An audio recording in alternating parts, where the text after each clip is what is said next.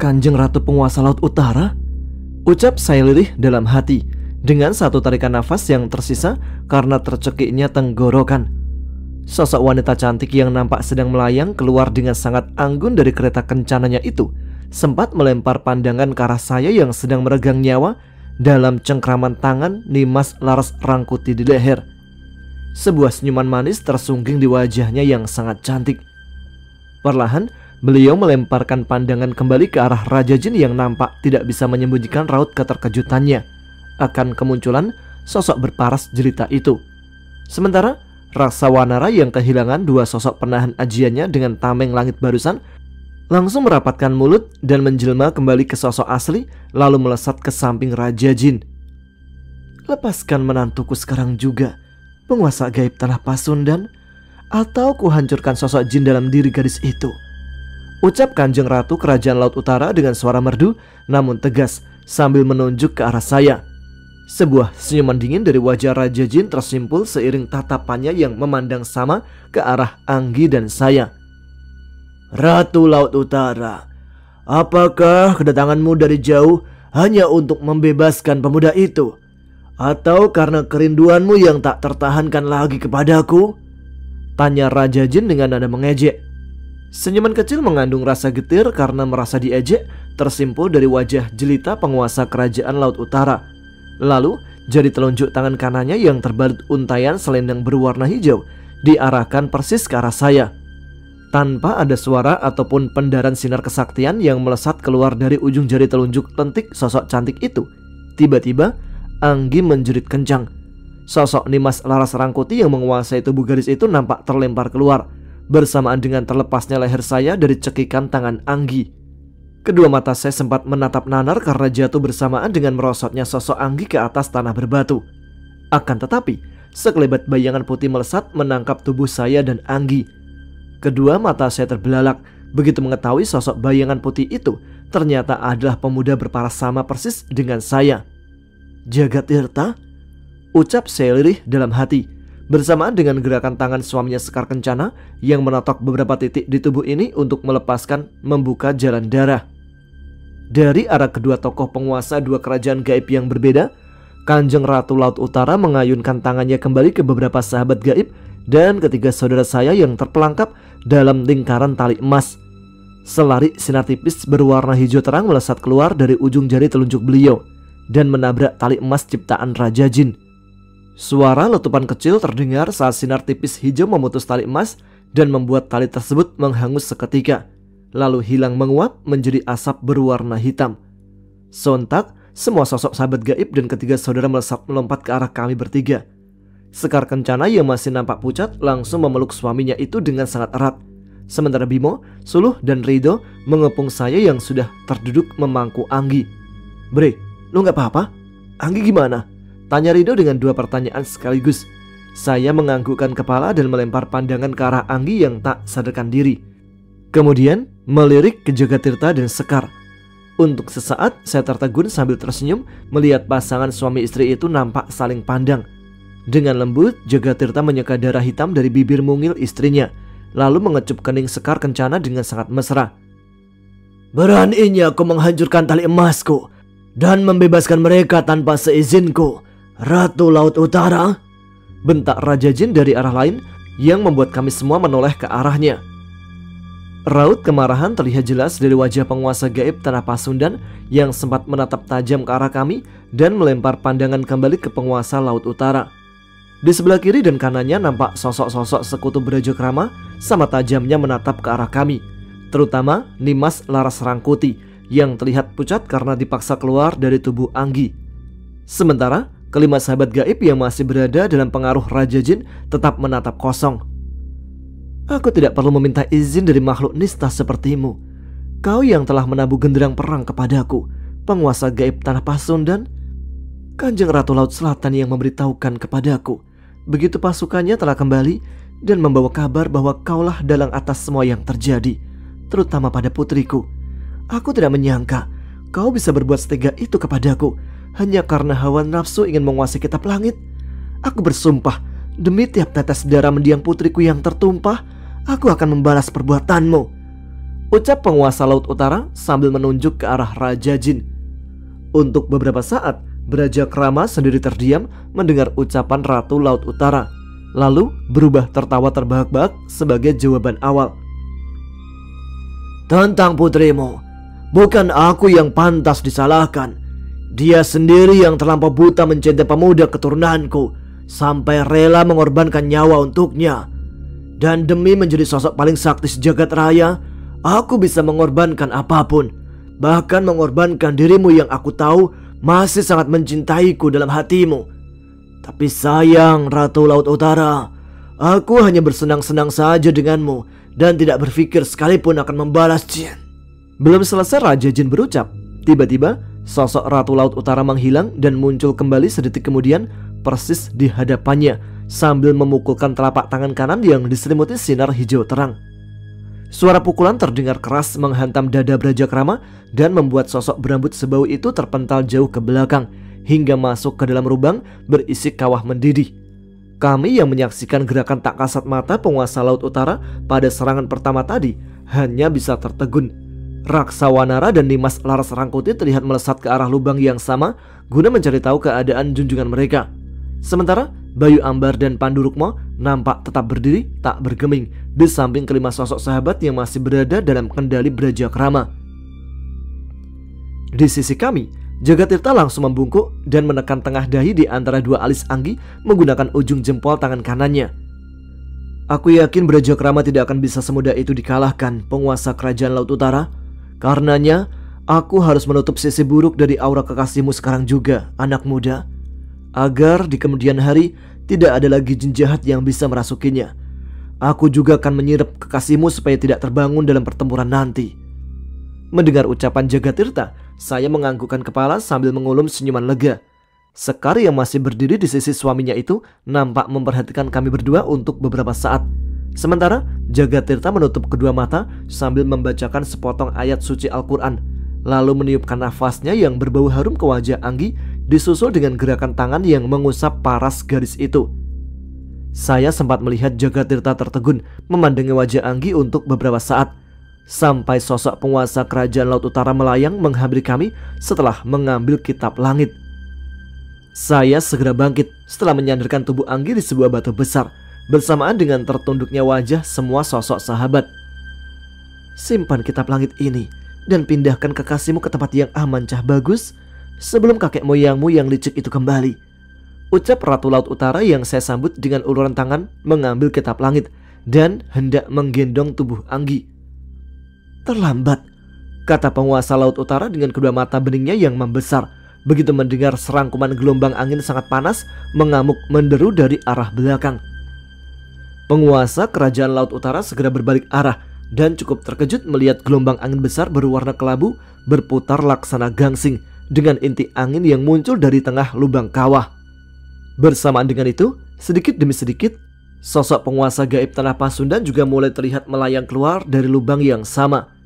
Hampir semua pandangan sosok sahabat gaib yang berada di belakang Ratu Laut Utara terbelalak saat melihat inti angin puyung berwarna kelabu yang dengan dahsyatnya terus berputar ternyata berada di tengah telapak tangan Raja Jin. Semesta Bayu, ucap Ratu Laut Utara dengan suara hampir tak terdengar. Saya sempat melihat wajah jin penjaganya Renata, Ki Purwagalih dan Ki Suta memucat selepas Ratu Laut Utara berucap. Ketiga sosok itu nampak saling pandang untuk beberapa saat dengan raut wajah menyiratkan kecemasan. Dari situ saya yakin bahwa ajian bernama Semesta Bayu milik Raja Jin merupakan ancaman serius bagi kami semua. Kalian berlindunglah, aku akan mencoba menghalau aji Semesta Bayu itu, kata sosok jelita penguasa kerajaan Laut Utara yang terus melesat tinggi ke angkasa. Raja Jin nampak menyorot tajam ke arah kami semua sambil terus menengadahkan telapak tangan kanan dengan inti angin puyuh berwarna kelabu mengandung hawa panas yang ada di pusatnya. Seranganmu tadi kuanggap sebagai sebuah tantangan, Ratu Laut Utara. Aku layani permintaanmu dengan senang hati, ucap Braja Krama dengan suara bergetar penuh amarah, lalu mengayunkan tangan kanan ke arah lawan. Gelombang angin puyuh yang tercipta dari ajian Semesta Bayu milik Raja Jin langsung melesat menggulung dan melemparkan apa saja yang dilewatinya sebelum tiba ke sosok incaran. Di arah berlawanan, Ratu Laut Utara nampak merentangkan kedua tangannya ke samping sambil memejamkan kedua mata dan mengucap mantra yang terdengar samar. Kedua tangan sosok jelita tersebut terlihat mulai bergetar dan menimbulkan suara bergemericing dari gelang-gelang emas bertahtakan batu permata hijau yang beliau gunakan. Dari arah samping kiri dan kanannya mulai terdengar suara ombak mengamuk dan menghantam dinding gunung.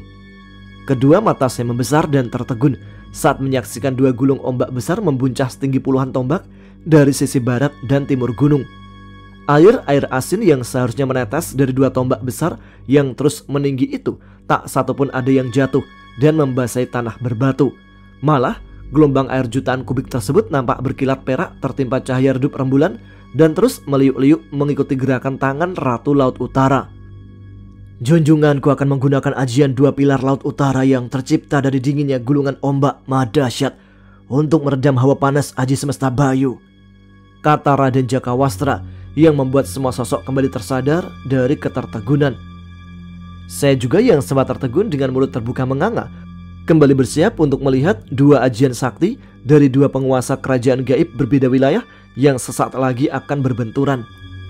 Melihat angin puyuh mengandung hawa panas meliuk-liuk menderu dan berputar dalam jarak sudah sangat dekat, sosok Ratu Penguasa Laut Utara mengarahkan kedua telapak tangannya yang langsung menyatu ke depan. Bersamaan dengan itu, dua gelombang ombak maha dahsyat yang membuncah dari sisi barat dan timur gunung langsung menyatu dan menerjang ajian semesta bayu. Ledakan hebat terjadi dalam gulungan ombak dan membuyarkan jutaan kubik airnya saat dua elemen alam berbeda hawa itu bertemu di angkasa. Sosok Ratu Laut Utara terlihat tersudut mundur setengah tombak ke belakang. Sementara semua sahabat dan saudara yang berada di bawah Ratu Laut Utara menggunakan tenaga dalamnya masing-masing untuk menahan terpaan gelombang dari ledakan barusan, kecuali saya. Saya langsung memutar tubuh dan melindungi Anggi dengan punggung. Jutaan kubik air asin dari gelombang ombak ciptaan ajian dua pilar Laut Utara yang berhasil menahan aji semesta bayu langsung jatuh termuntahkan ke bawah.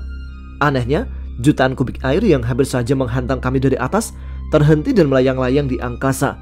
Begitu telapak tangan Ratu Laut Utara terbuka dengan posisi seolah sedang menahan. Lalu dengan senyuman dingin, penguasa kerajaan Laut Utara mengayunkan tangan kanannya yang menahan jutaan kubik air ke arah penguasa gaib Tanah Pasundan bersama Raksawanara dan Nimas Laras Rangkuti. Sontak gelombang jutaan kubik air yang membuncah kembali melesat hendak menerjang ketiga sosok lawan. Melihat terjangan air yang siap menghancurkan mereka, Raja Jin melompat sambil mengibaskan jubah merahnya. Serangkuman angin besar tercipta dari kibasan jubah penguasa gaib Tanah Pasundan yang sekaligus membelokkan jutaan kubik air hingga menggeser 8 tombak ke samping dan jatuh menghantam tanah kosong berbatu. Setelah merasakan keadaan mulai aman terkendali, saya kembali membalikkan badan dan menatap ke arah Raja Jin yang nampak sudah melayang berdiri bersama Raksawanara dan Nimas Laras Rangkuti. Dari sorot matanya yang tajam menandakan sosok penguasa gaib Tanah Pasundan itu memendam amarah sangat hebat. Sementara Ratu Laut Utara yang sempat tersurut setengah tombak ke belakang melayang turun secara perlahan dan kembali ke barisan kami.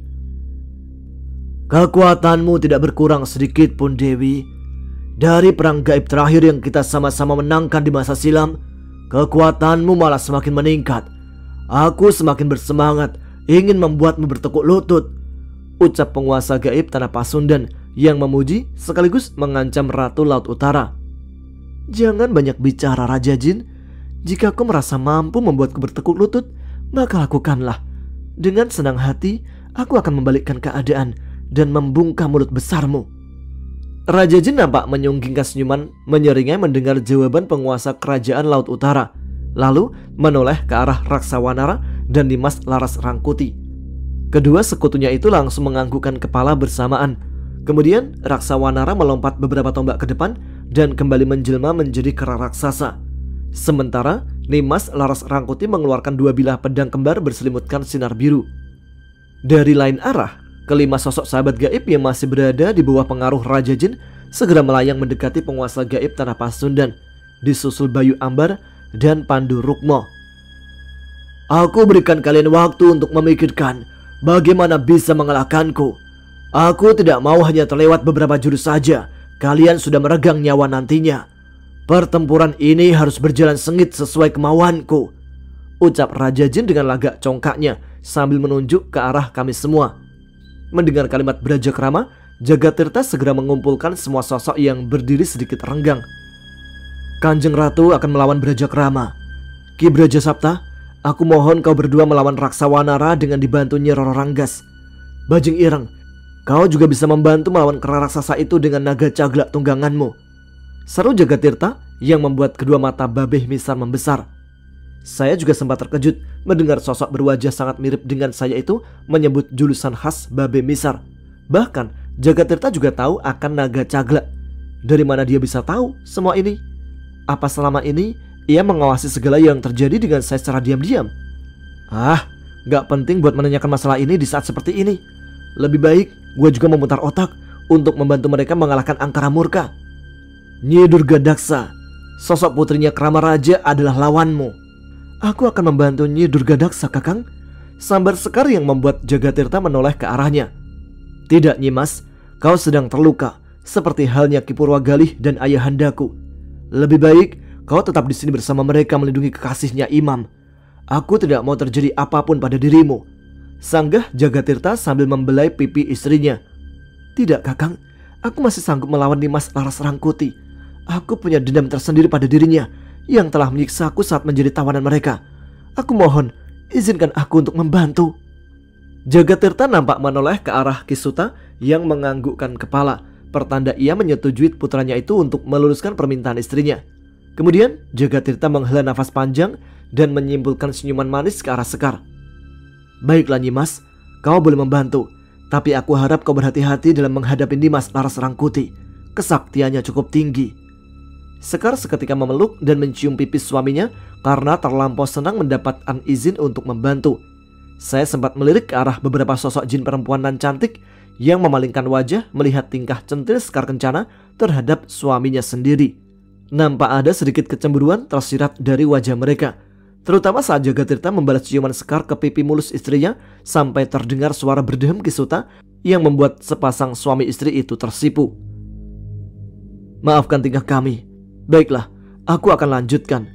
Bayu Ambar adalah urusanku, sementara ibundaku dan Bayu Barata serta ketiga anggota kerajaan gaib yang semuanya berada dalam pengaruh Brajakrama menjadi tanggung jawab Raden Jakawastra, Dewi Ayu Anjani, dan penguasa Pulau Tidung. Pandurukmu akan dihadapi oleh ketiga anak manusia keturunan ayahandaku. Ingat, semua lawan yang berada dalam pengaruh Brajakrama adalah sahabat kita. Jadi aku mohon, jangan buat mereka meregang nyawa.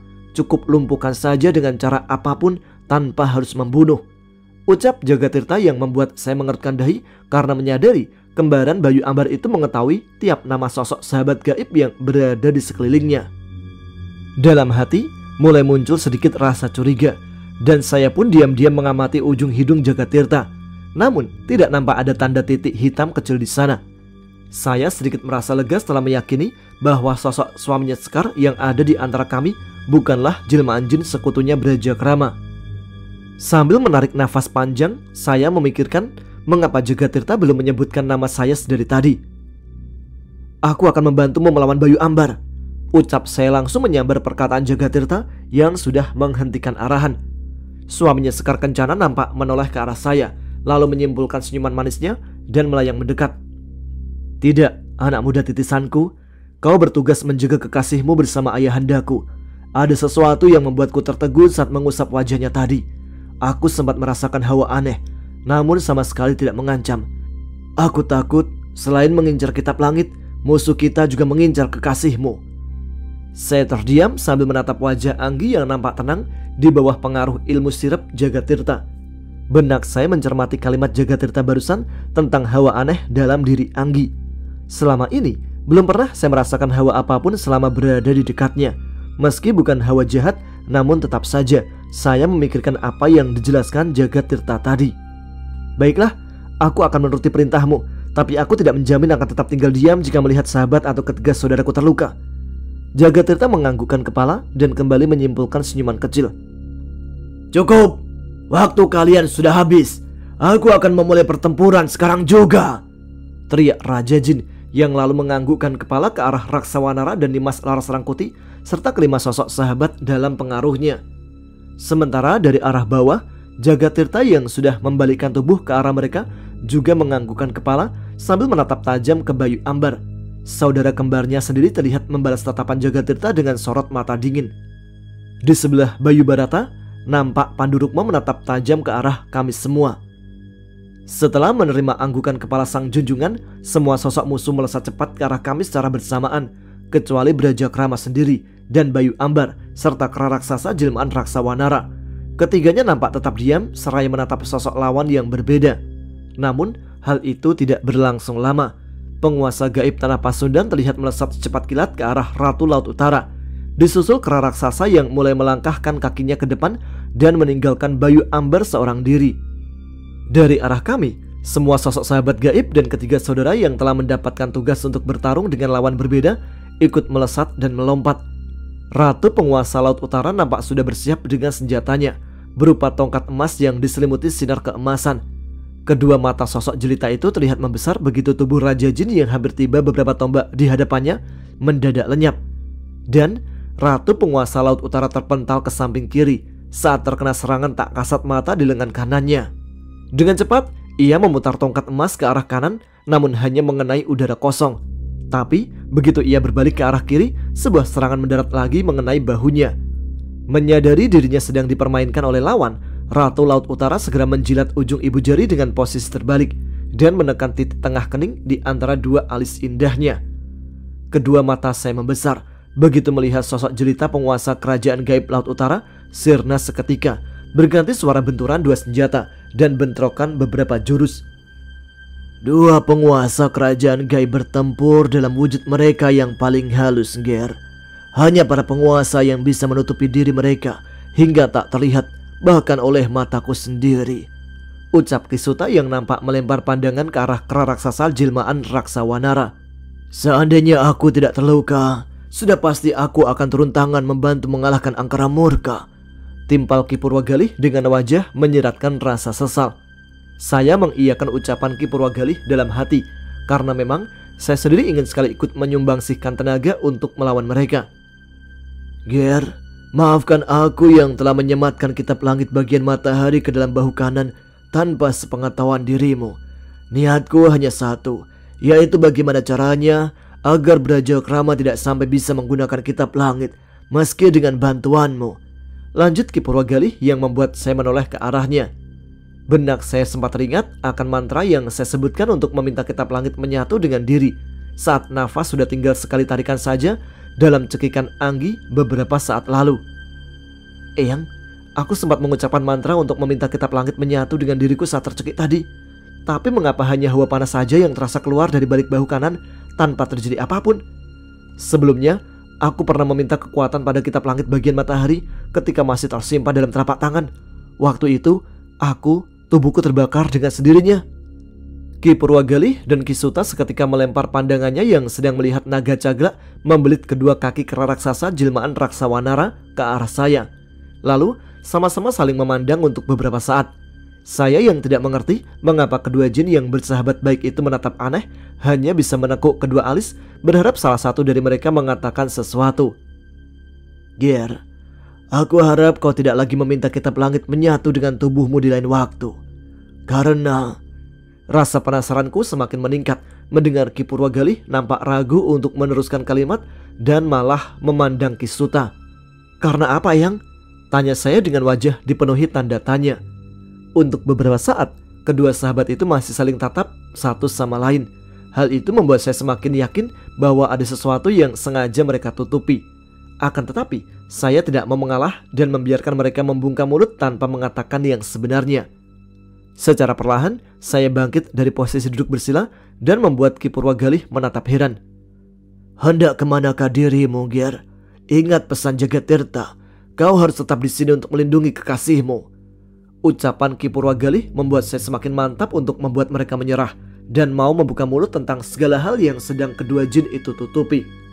Aku akan mengucap lagi mantra agar kitab langit menyatu seutuhnya denganku, Eyang. Jawabku sambil menatap ke arah jin penjaganya Renata yang sedang menggebuk bahu kanan kera raksasa jelmaan Raksawanara dan membuat makhluk itu terjatuh berlutut dengan dua kaki masih terbelit naga cagak.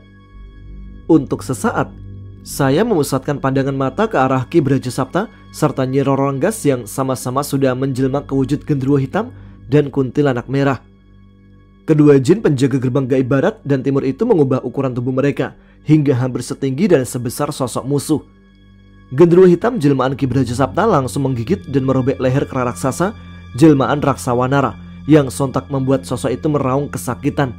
Sementara sosok kuntilanak merah jelmaan Nyi Roro Renggas menyusul melompat ke arah musuh, tapi malah memeluk kepala kera raksasa yang sedang menutupi kucuran darah hitam dari luka koyak akibat gigitan Ki Brajasapta di lehernya dengan telapak tangan. Untuk sesaat, sosok kuntilanak merah membelai rambut kera raksasa jelmaan Raksawanara yang sedang berlutut dan membenamkan kepalanya dalam pelukan. Saya sempat memikirkan apa yang ada dalam benak kuntilanak merah yang malah terlihat sedang mencoba meredam raung kesakitan kera raksasa jelmaan Raksawanara. Tidak ubahnya seperti sosok seorang ibu yang berusaha menenangkan rajukan sang buah hati.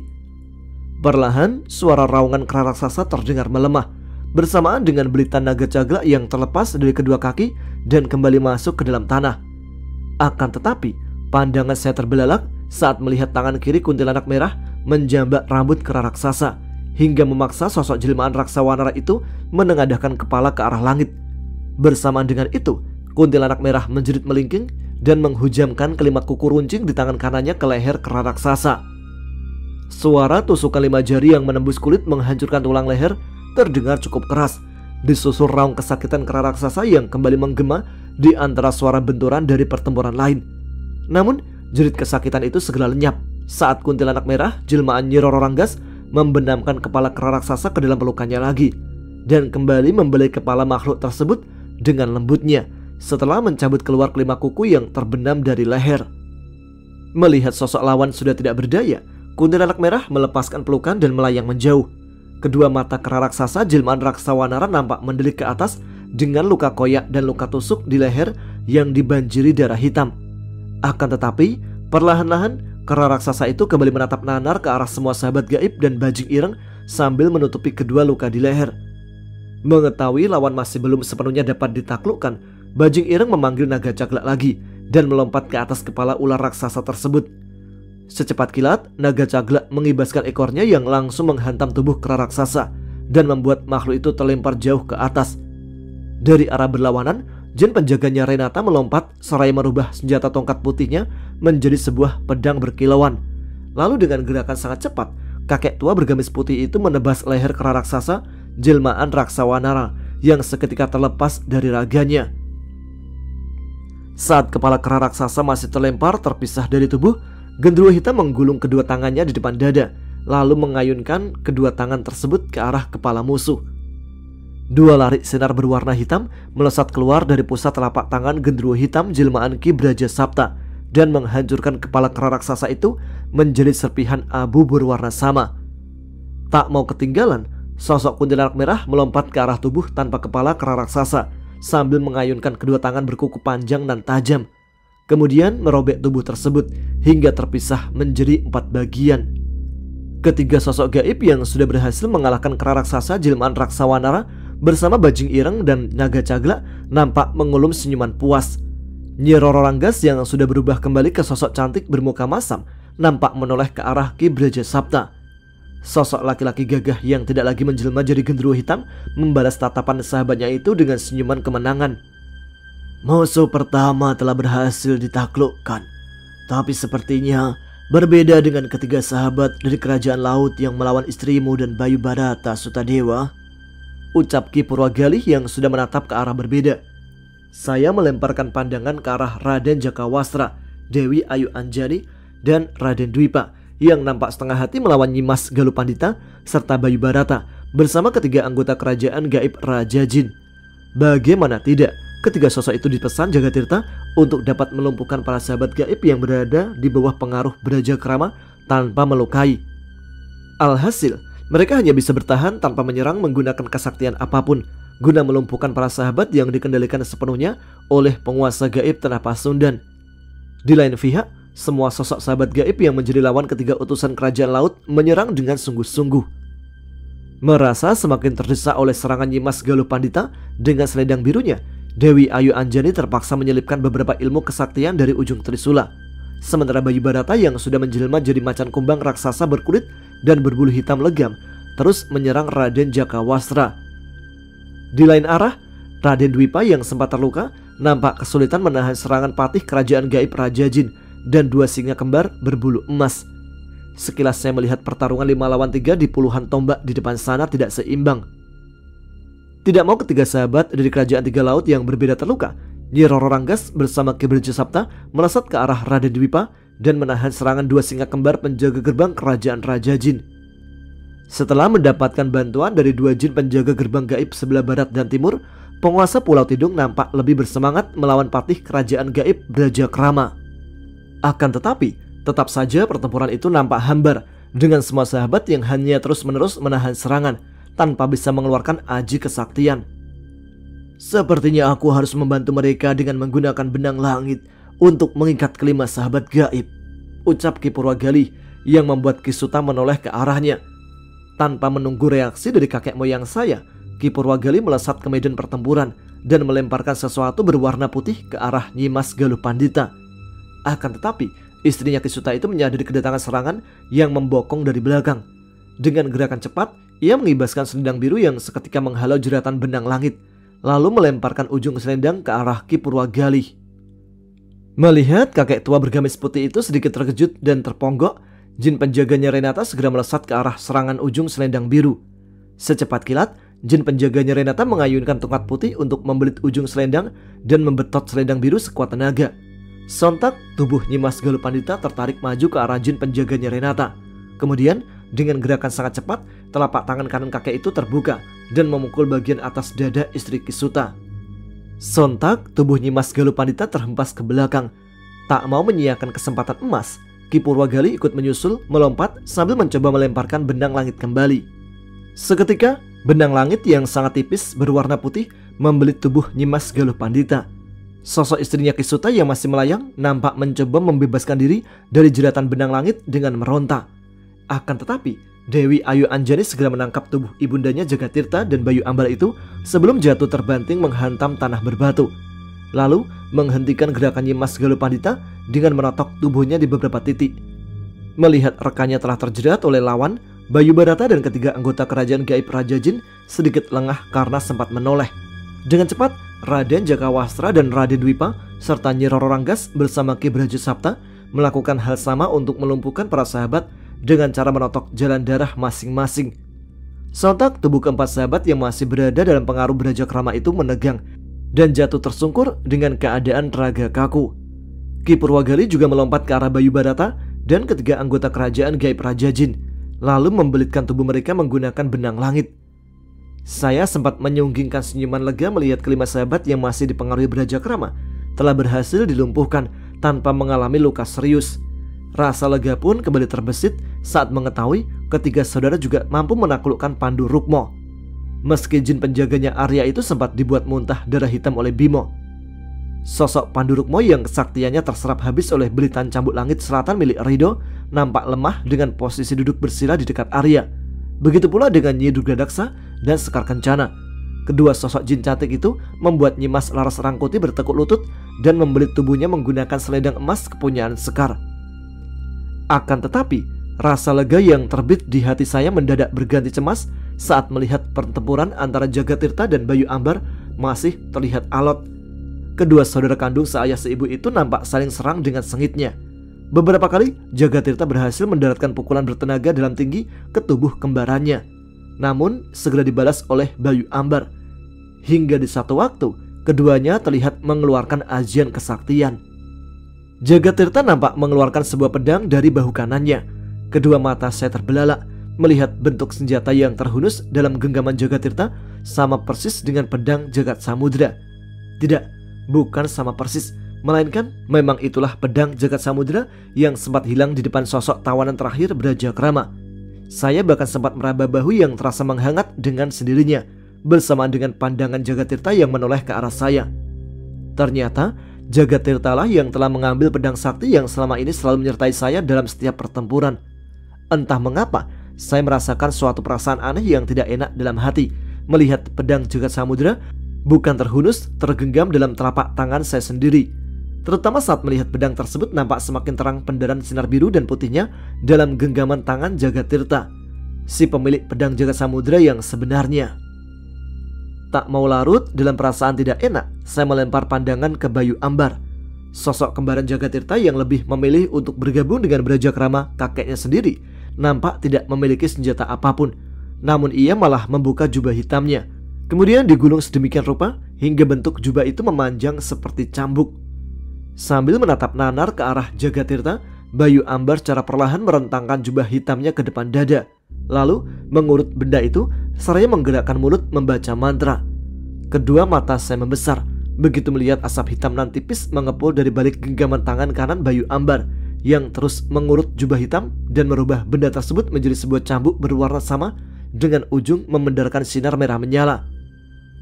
Astagfirullah, itu cemeti dasar bumi, ucap Kisuta yang membuat saya menoleh dan menatap heran wajah pucatnya. Saya sempat mengerutkan dahi, memikirkan reaksi Kisuta yang langsung berubah panik. Dari nama cemeti dasar bumi yang disebutkan barusan, sudah pasti merujuk ke senjatanya Bayu Ambar. Dan sudah barang tentu, senjata itu bukanlah senjata sembarangan jika dilihat dari reaksi Kisuta. Saya yang hendak menanyakan perihal senjata bernama cemeti dasar bumi yang dimunculkan Bayu Ambar dari jubah hitamnya, harus melempar pandangan begitu mendengar suara lecutan cemeti yang cetar membahana. Sekali lagi, Bayu Ambar melecutkan cemeti hitamnya ke atas. Percikan api berwarna merah menyala tercipta dari jejak lecutan cemeti dasar bumi.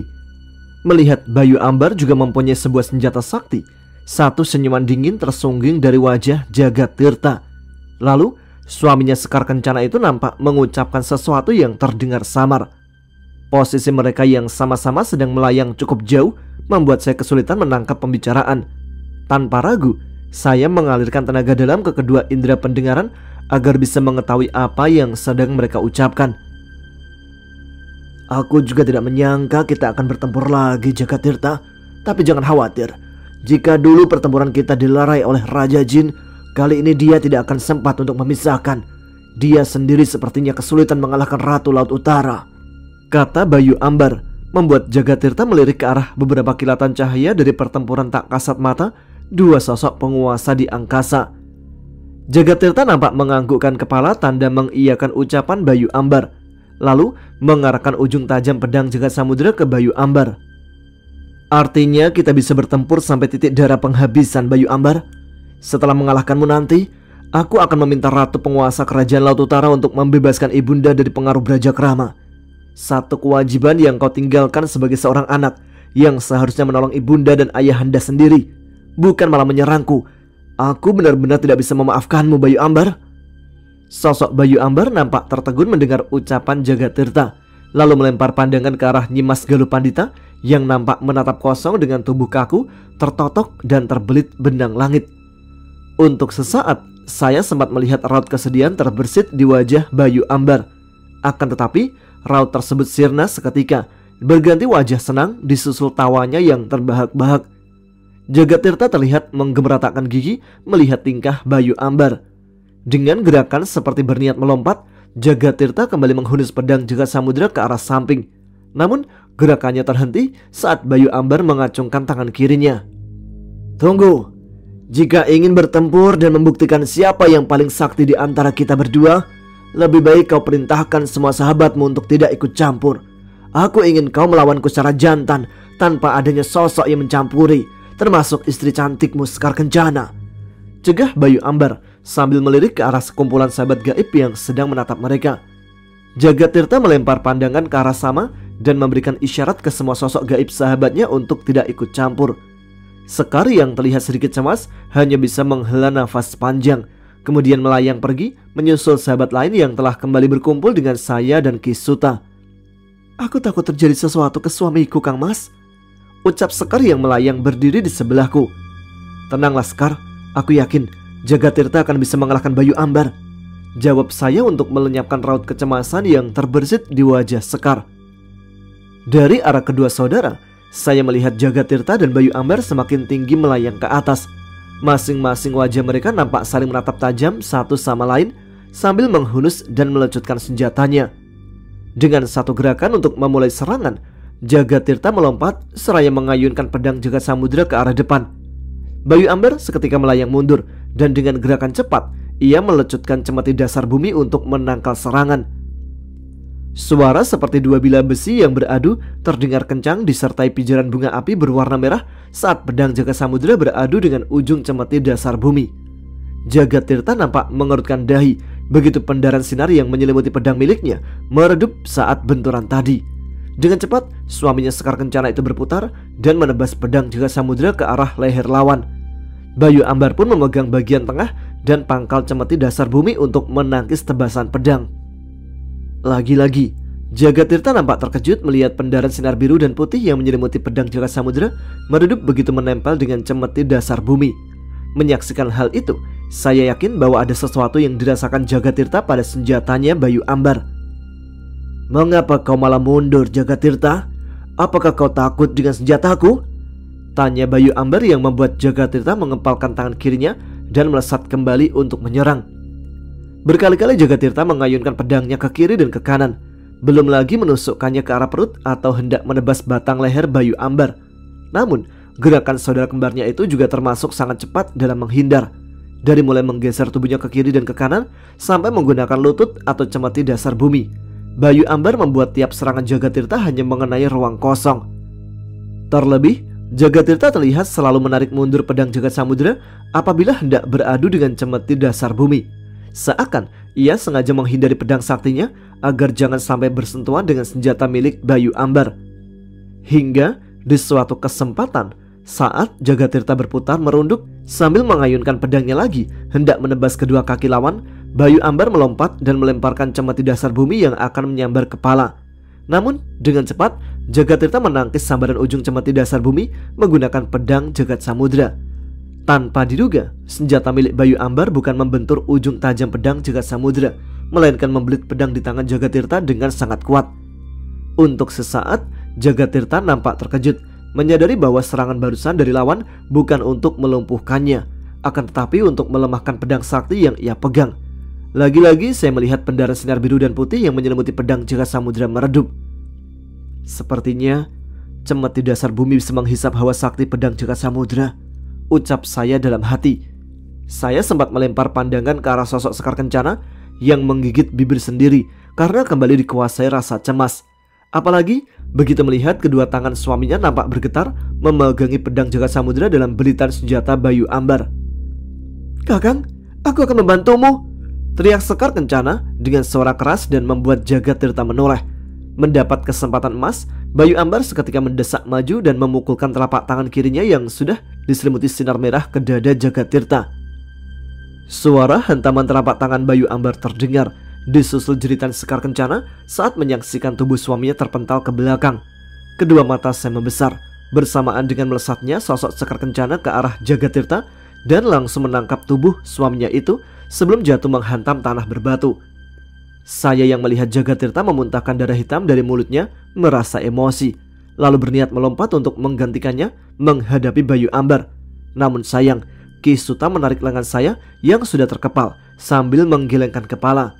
Sembari menggemetarkan gigi, saya melemparkan pandangan ke arah Bayu Ambar yang sedang menyunggingkan senyuman dingin. Dari arah Jagatirta, saya melihat sosok berparas sama dengan saya itu bangkit kembali, lalu berbicara empat mata ke istrinya. Sekar yang nampak kedua matanya berkaca-kaca berkali-kali menggelengkan kepala sebagai pertanda bahwa ia menolak sesuatu yang dikatakan suaminya. Sepertinya Jagatirta meminta Sekar untuk kembali ke semua sahabat yang sedang berkumpul. Namun kedua tangan Sekar terus saja memegangi lengan suaminya dengan kuat. Bahkan ia memeluk tubuh Jagatirta sangat erat dan menangis di dadanya yang bidang, seolah tidak mau kehilangan sosok yang amat dicintainya itu. Untuk beberapa saat Jagatirta membiarkan Sekar memeluk dan menangis dalam degapannya. Kemudian dengan lembut, laki-laki berambut sedikit panjang itu mengecup kening Sekar dan memintanya untuk menuruti apa yang ia inginkan. Dari wajah Sekar terlihat jelas raut ketidakrelaan. Namun perlahan-lahan jin cantik penjaga saya itu melepaskan pegangan tangannya di lengan Jagatirta, lalu melayang menjauhi sosok suaminya dan mendekat kembali ke kami semua. Melihat kedatangan Sekar dengan wajah pilu, Nyimas Roro Ranggas dan Nyi Durga Daksa, segera menyongsongnya. Kemudian berusaha meredam tangisan Sekar yang sudah berada dalam pelukan jin penjaga gerbang timur. Saya sendiri sempat terenyuh menyaksikan perhatian yang ditunjukkan kedua jin penjaga gerbang timur dan barat untuk Sekar. Meskipun dari golongan makhluk gaib, tapi bagaimanapun juga mereka bertiga sama-sama perempuan yang memiliki perasaan sensitif. Dari arah depan, saya melihat Jagatirta sudah kembali memasang kuda-kuda untuk bersiap menyerang Bayu Ambar. Sementara Bayu Ambar sendiri nampak memegangi cemeti dasar bumi di kedua tangannya.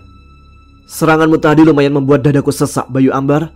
Tapi kali ini aku tidak akan bermain-main lagi," ucap Jagatirta yang perlahan mulai duduk bersila. Sosok suaminya Sekar Kencana nampak memejamkan kedua matanya, lalu melepaskan genggaman tangan di pangkal pedang Jagat Samudra dan membuat senjatanya itu melayang-layang persis di hadapan. Dua tangan Jagatirta mulai bertumpu di dua ujung lutut dengan posisi terbuka menghadap langit. Perlahan namun pasti, pedang Jagat Samudra melayang naik dan berputar-putar di atas kepala Jagatirta bersamaan dengan mulutnya yang bergerak-gerak membaca sesuatu. Tiba-tiba, putaran pedang Jagat Samudra terhenti tepat di atas ubun-ubun Jagatirta dengan posisi ujung tajamnya mengarah ke pusat kepala. Kedua mata saya seketika terbelalak begitu melihat ujung tajam pedang Jagat Samudra mulai terbenam masuk ke dalam ubun-ubun Jagatirta tanpa melukai kepalanya sedikit pun. "Astagfirullah, Ananda Jagatirta akan menggunakan ajian melebur sukma dengan pedang Jagat Samudra. Aku harus segera menghentikannya," pekik Kisuta yang langsung bangkit dan hendak melesat ke arah Jagatirta. Akan tetapi Ki Purwagali dengan cepat mencegah Kisuta sambil merentangkan kedua tangannya di hadapan kakek moyang saya itu. Raut keterkejutan yang masih tersirat di wajah Kisuta nampak semakin jelas bertambah begitu dihalangi oleh Ki Purwagali. Saya sempat melirik ke arah Sekar yang sama bingungnya dengan saya. "Jangan halangi aku, Purwagali. Kau tahu bagaimana jadinya putraku jika menggunakan ajian melebur sukma dengan senjatanya. Ia akan melebur menjadi satu dengan pedang Jagat Samudra," bentak Kisuta yang wajahnya nampak meradang. Kedua mata saya terbelalak mendengar pernyataan Kisuta. Jadi ajian melebur sukma akan membuat sosok Jagatirta melebur menyatu dengan senjatanya. "Aku tahu, Sutadewa, tapi jalan itu yang dipilih putramu guna mengalahkan saudaranya. Seperti jalan salah yang dipilih Bayu Ambar untuk membantu Brajakrama. Lagi pula, kurasa kau sudah terlambat, Sutadewa."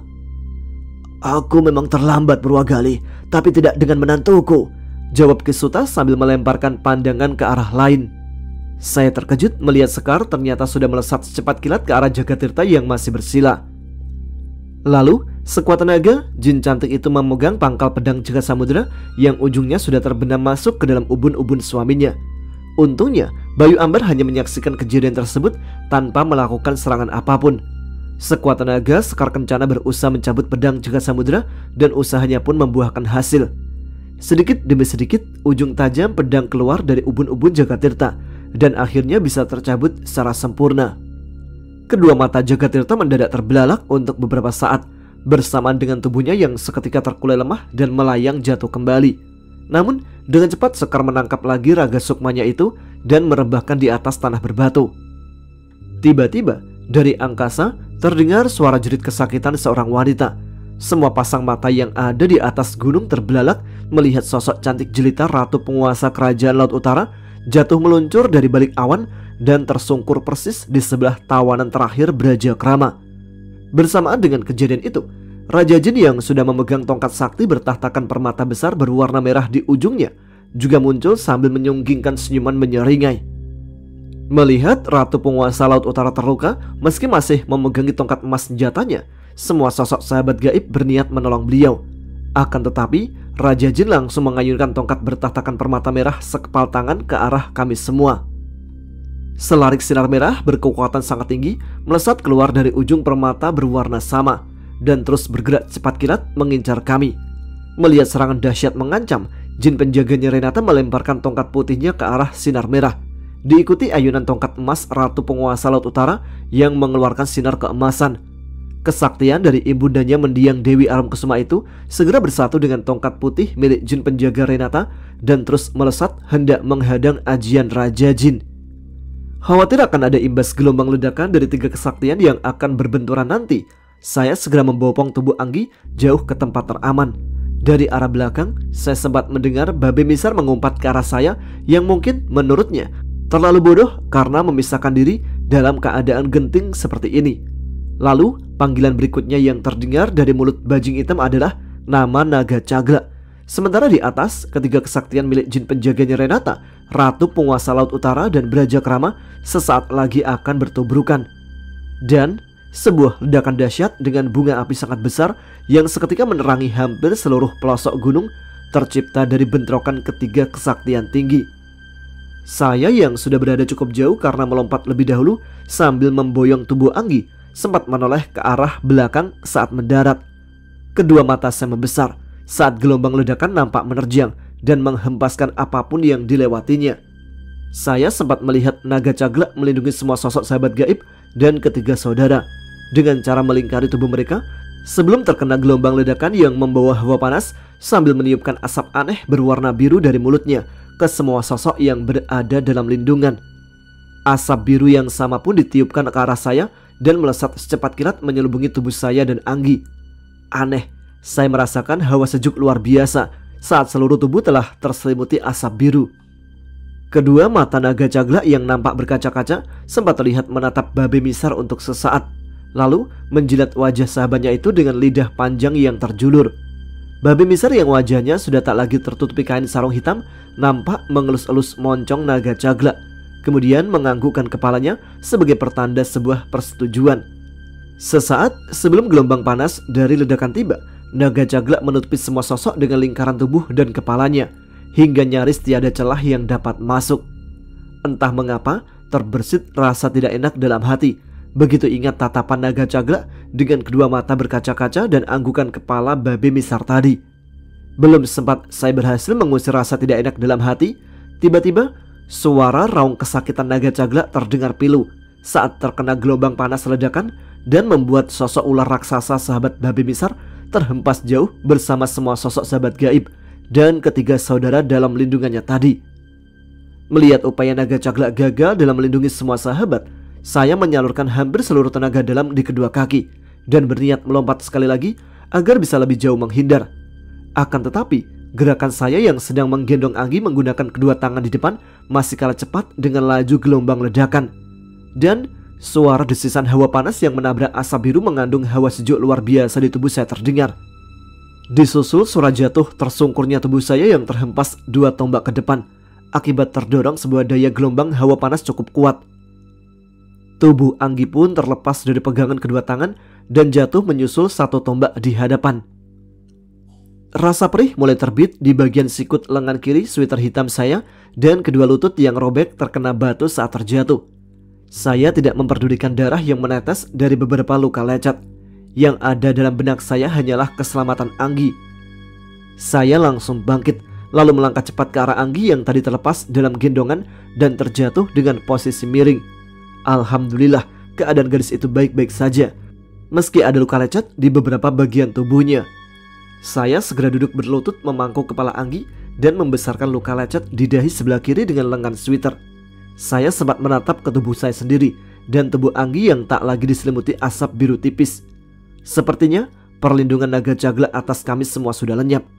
Pandangan saya yang untuk sesaat masih diliputi debu tebal sempat samar menatap ke arah lain, namun perlahan dapat jelas memandang setelah menggunakan ajian tembus pandang. Di arah samping, saya melihat ketiga saudara juga terluka meski dalam tubuh mereka masih bersemayam jin-jin penjaga masing-masing. Sementara sosok-sosok sahabat gaib yang terkena gelombang ledakan tadi nampak sedang menyalurkan tenaga dalam untuk memulihkan luka mereka. Masing-masing wajah sosok sahabat gaib nampak pucat dengan darah hitam terjejak di sela bibir, termasuk Sekar yang sedang disalurkan tenaga dalam dari punggung oleh Jagatirta yang ternyata telah siuman. Semua sosok yang terluka itu sudah tidak lagi diselimuti asap biru tipis dari Naga Cagla. Tunggu, Naga Cagla? Di mana sosok ular raksasa sahabat Babe Misar yang telah melindungi kami semua? Kedua indera penglihatan saya segera beredar ke segala arah, berusaha mencari Naga Cagla. Dan akhirnya saya melihat sosok yang barusan melindungi kami di sana persis di atas pecahan batu-batu besar. Seorang laki-laki tua berpakaian serba hitam sedang berlutut di sebuah sosok ular raksasa. Kulit putih Naga Cagla nampak hangus menghitam dengan luka bakar hampir merata di seluruh tubuh. Bau khas daging yang terbakar pun sempat tertangkap di hidung saya saat terbawa angin yang berhembus dari arah kedua sosok itu.